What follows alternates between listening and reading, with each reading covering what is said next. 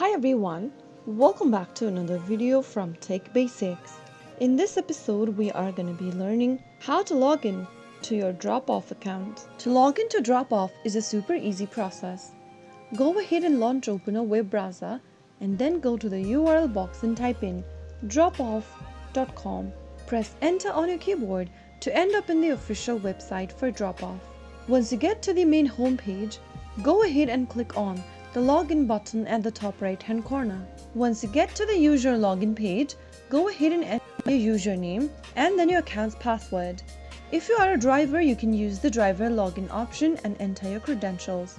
If you don't remember your password during the process, click the forgot password link and follow through the instructions till the end. After you click on login, you will be signed into your Dropoff account right away. So that's how you can easily sign into Dropoff in just a couple of minutes. If you found the video to be helpful, go ahead and give us a thumbs up. Don't forget to subscribe to the channel by hitting the subscribe button. Press the bell icon so that you'll never miss another upcoming upload from us. I will be back again in the next episode. Thank you for watching.